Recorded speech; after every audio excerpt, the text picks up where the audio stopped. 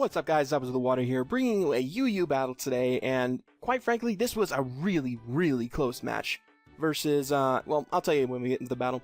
But looking at my opponent's team, he's got a pretty threatening team offensively and somewhat defensively. He's got a couple defensive pivots and basically threats. Gligar is a massive defensive wall with a Violite. Darmanitan is incredibly fast, incredibly powerful, rival to Victini even with its V-Create. Rotom is an amazing pivot switch, and Shaman can pretty much do anything it wants with its 100 base stats overall. It can be Sol, it can be offensive, it can be anything. But enough with that, let's get right to it, shall we? So my opponent today is TrainerGuti, who we set up this battle through Skype. I'm going to lead off with my Victini, as he's going to lead off with his Rotom, And here I'm going to go straight for the V-Create, because if it was Scarfed, then I'd be able to catch whatever it was on the switch. And if not, I'm pretty sure I can take one Volt Switch as long as it's not Specs, and not a lot of people run Specs Rotom nowadays, so I'm not too worried about that. So I take that pretty well considering the defense drop, and here comes the Darmanitan, and the way he brought it in, I'm thinking it might be Scarfed, so I'm going to pull back. He goes for U-turn, and based off that damage, I'm pretty sure it's not banded. I mean, Shell Gun could take the hit pretty well anyway, but I think a banded hit would have done a little more damage considering it was neutral.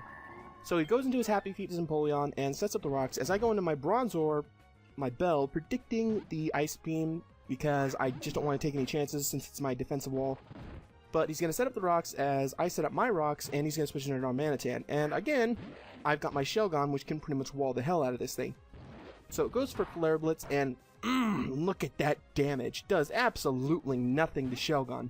I'm going to be able to easily go for a Wish and prevent the damage. So, like I said, go for the Wish, onto the switch to his Happy Feet, and I'm going to want the recovery here, so I'm going to go for the Protect. As he does show me he has the Ice Beam, so I know that I can't stay in with my Shelgon here.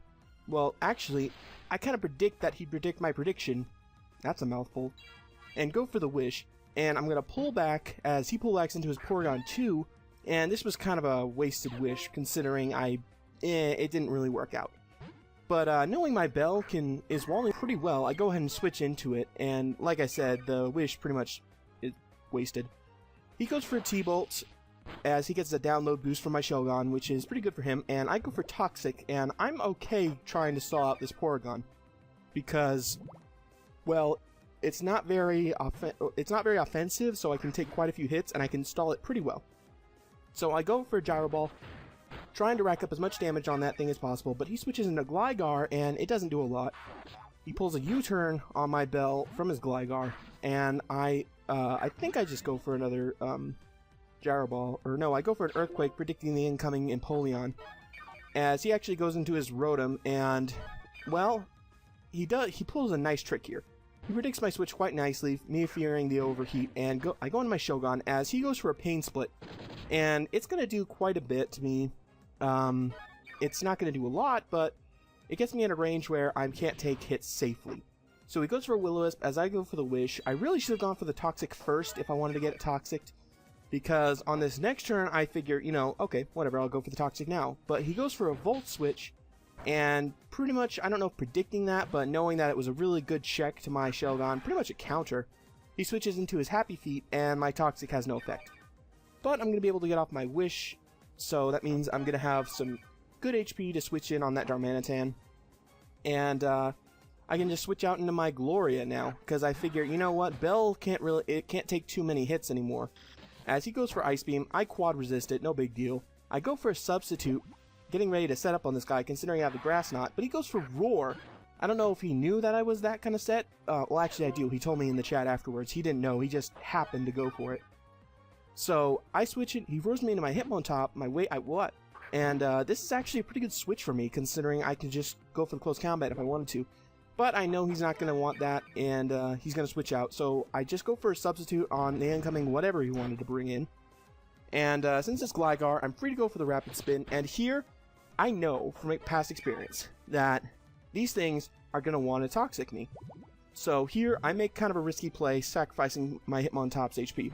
I know he knows he walls me, so I'm going to set up a Substitute as his Toxic takes effect, and now I'm going to waste my sub, because I knew he wouldn't want, most people don't want to waste a sub, and I knew he'd think that. So on his switch, on my switch, he goes for a Roost, which my close combat actually would have done an okay amount then. But on his Roost, I switch into Fresh my Zapdos, and I'm going to go for a Substitute. He cleverly pulls into his Rotom now, and now that I know it's not really an offensive set, I know it can't do too much, but it can probably break my sub. So, again, I pull some fancy maneuvers here. Since I'm faster, I'm going to go for the Roost, getting rid of my Flying typing, meaning I'm just Electric typing for the turn, which means his Volt Switch isn't going to do very much, and it's not going to be able to break my sub. So, past few turns, a lot of prediction, a lot of good plays. So he's going to switch into his Porygon 2. He's got the Toxic on him, which I know I can wall it now, because I can just set up substitutes. And while I don't usually like stall, this is a perfect chance to set up with Charge Beams. So, as I said, I set up with my Charge Beam, he goes for a Recover, and I know if he, at some point, I'm going to have enough time to just go for another Charge Beam as he sets up more substitutes, or not substitutes, recovering off Toxic damage. So I go for another Charge Beam, I get a second boost, he goes for an Ice Beam to break my sub, and I'm just going to keep subbing up because eventually, now that I'm at +2, he's going to have enough damage on him to where I can just go for a Charge Beam to knock him out and possibly get another boost. Although I won't have a sub up, I know that he'll want to bring in his Darmanitan, and I can definitely take the hit. So, next turn is that turn. He has enough toxic damage on him that I can just go for a +2 Charge Beam. I don't get the boost this time, unfortunately, but I still get up to a really nice amount of HP to where I can take a hit from Darmanitan, considering I do have some defensive bulk. I do have some investment in my defenses. I guess it's not really bulk, though. So he goes for Rock Slide. He really should have gone for a Flare Blitz, considering it would have done more damage. I mean, Rock Slide is like 150 power after weaknesses, and his Flare Blitz is actually 160 with Stab. But anyway, I managed to take him out with the Charge Beam, and here I don't trust this Empoleon. I could have like stalled him out or roosted or something, but I just didn't want to take the risk. I wanted to get off the damage, and I would not let this thing get any more power or setup at all. I just couldn't let it happen. So now I'm going to go into my Victini as he's going to pull back his Happy Feet, go into his Rotom, and now I'm going to go for the V-Create, considering that he's at a low enough HP that, thanks to my Stealth Rocks damage, I can knock him out with a V-Create. And this is going to be his chance, as he sees it, to try and revenge kill me. And I'm not going to take the bait here, because, again, it's a Shaman. I'm not going to take the bait. If it's offensive, I know a way I can take the hit. He goes for Earth Power as I switch to my Bell, and, you know, I didn't know if he would go for Earth Power or not. I mean, I think I've seen it once, but I knew that Bell would be a good switch anyway, considering it can resist its stab. So I go for the Gyro Ball as he goes for a Seed Flare. It turns out he's Life Orb, which is not going to end too well for me if my Bronzong actually manages to faint. And he's going to go for a Rest on this turn, seeing that one more Gyro Ball is pretty much going to knock him out. So I go for a Gyro Ball. Thanks to his Rest, he's going to survive. And now he's going to pull back and go into his Gligar again. So I'm not really... I pretty much predicted the switch. So I go to my Victini, go for the U-turn, and this Gligar is such a pain, you know? I switch back into my Bell, considering it's actually a really good... it's not really a counter, but it's a check, because I can do some damage to it, but it can just get rid of that damage, but it can't damage me at all. At least from what I can see. It's got like U-turn, which does nothing. I mean, that's like Leftovers recovery right there. So here, I predict the switch into Happy Feet, I go for the Earthquake, knock out Empoleon, and there goes another pain in my ass. So, again, this guy is playing really well. He's got some really good checks and counters to my team, but I'm managing to outplay him just barely. So he brings in a Shaman, goes for the Seed Flare, he finally gets the Special Defense drop, but I'm going to be able to get off my Gyro Ball, and unfortunately he's going to survive with just a smidgen of HP, which means I cannot take him out, because I know he's going to rest this turn.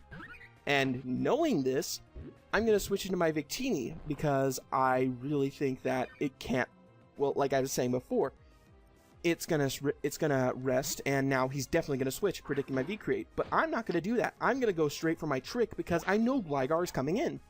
So I managed to get rid of its Eviolite, and I'm a little bit afraid that it can outspeed me now, because I looked at Gligar's speed, and it's pretty fast. Like, base 80 speed. And with the Scarf and without mine, it goes pretty quickly. But this next part, I'm just going to speed up, because it's literally us being stubborn, just exchanging like earthquakes and rocks and toxics, just a whole bunch of immunity stuff. But I'm getting leftovers recovery on this, which is what I really wanted to. And here he switches into his Shaman, just seeing that, nope, I'm not going to switch, I'm just going to get my leftovers recovery. And I go for a Gyro Ball, which does a nice amount. He goes for the Seed Flare, and I'm going to try and knock him out with another Gyro Ball. And so I get him down to just a smidgen again. It's not going to be able enough to knock him out, and it's just so frustrating. So now I'm going to pull into my Victini as he goes into for another Seed Flare. I guess he was done with the battle. He's like, now I'm done. Good game, I'm done. And he switches into his Gligar. He goes for U-turn. I guess he didn't think he'd outspeed, and I didn't think he'd outspeed, but I just took that precaution before.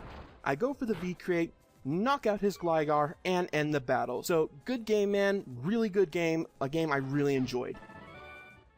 So, after that amazing battle, let's get to the talk of the day. Today's talk of the day, I've got two things. One is a channel-related note, the other one not so much.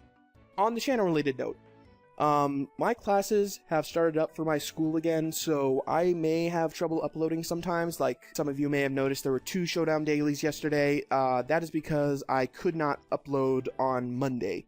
So, at times there may be complications, but I'll try and stick to my regular schedule. And the second part of my talk today, not really channel-related, the FEE3 has started up on Mage Knight 404's channel.